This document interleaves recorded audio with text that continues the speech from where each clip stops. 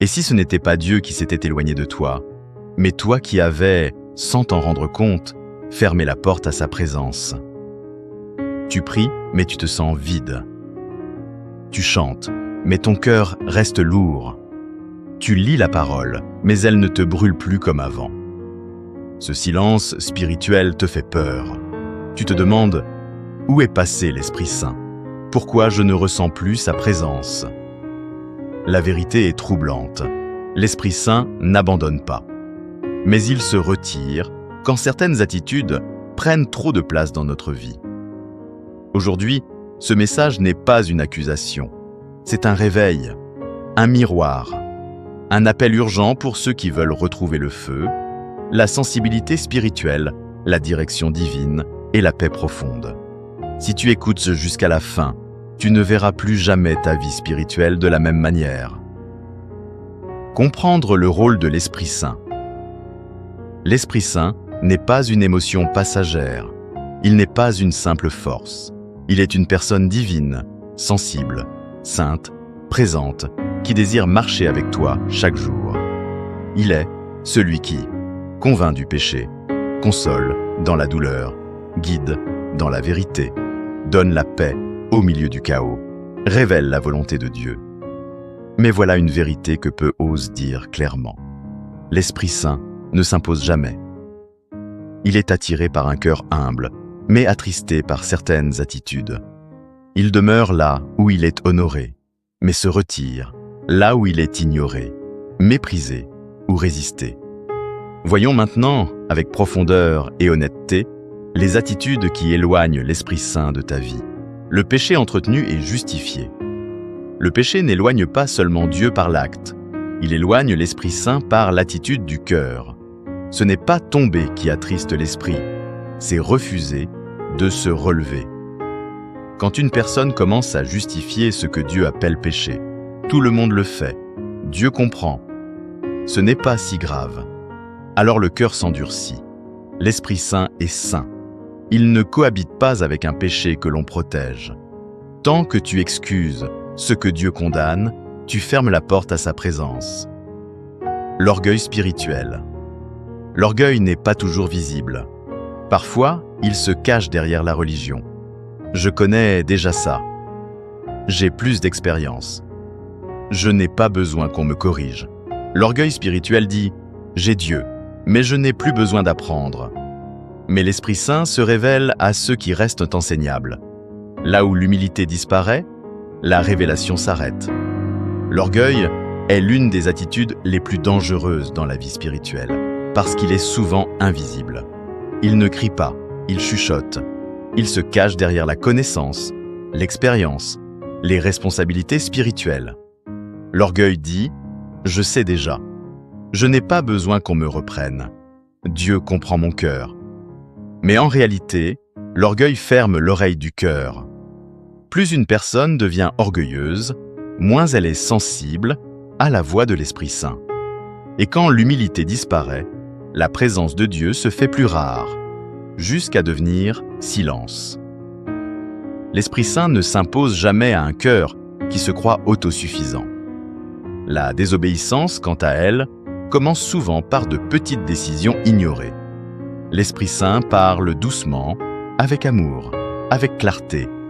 Il avertit, il corrige, il dirige. Mais lorsque tu entends sa voix et que tu choisis consciemment de ne pas obéir, quelque chose se brise à l'intérieur. Ce n'est pas Dieu qui se tait en premier, c'est l'homme qui apprend à ne plus écouter. À force de repousser ses instructions, la conviction diminue, la paix disparaît et la sensibilité spirituelle s'éteint. La désobéissance répétée transforme la voix de l'esprit en un murmure lointain. L'orgueil et la désobéissance vont toujours ensemble. L'orgueil dit « Je ferai à ma manière » et la désobéissance répond « Pas maintenant, plus tard ». Mais l'Esprit Saint demeure là où il y a un cœur humble et obéissant. Il ne cherche pas la perfection, il cherche la soumission. Aujourd'hui, si tu veux retrouver sa présence, commence par t'humilier. Reconnais que tu as besoin d'être guidé. Choisis d'obéir, même quand c'est difficile, même quand cela coûte, car chaque acte d'humilité attire la présence de Dieu et chaque pas d'obéissance rallume le feu de l'esprit dans ta vie. L'orgueil spirituel. L'orgueil n'est pas toujours visible. Parfois, il se cache derrière la religion. Je connais déjà ça. J'ai plus d'expérience. Je n'ai pas besoin qu'on me corrige. L'orgueil spirituel dit « J'ai Dieu, mais je n'ai plus besoin d'apprendre ». Mais l'Esprit Saint se révèle à ceux qui restent enseignables. Là où l'humilité disparaît, la révélation s'arrête. Le manque de pardon. Tu peux prier fort, tu peux jeûner longtemps. Mais si ton cœur garde de l'amertume, l'Esprit Saint est attristé. Le pardon n'est pas une émotion, c'est une décision spirituelle. Quand tu refuses de pardonner, tu laisses une porte ouverte à la colère, tu nourris la blessure, tu bloques la paix. L'Esprit Saint est un esprit de paix, pas de rancune, la désobéissance volontaire. Il y a une différence entre ne pas savoir, savoir et refuser. Quand l'Esprit Saint te parle clairement, mais que tu choisis de ne pas obéir, tu étouffes sa voix. À force d'ignorer ses instructions, la conviction diminue, la sensibilité disparaît, le silence s'installe, la négligence de la relation avec Dieu. Une relation négligée finit toujours par se refroidir. Plus de prières sincères, plus de temps dans la parole, plus de moments seuls avec Dieu. Tu fais des activités spirituelles, mais tu n'as plus d'intimité. L'Esprit Saint ne se manifeste pas dans la routine, mais dans la relation.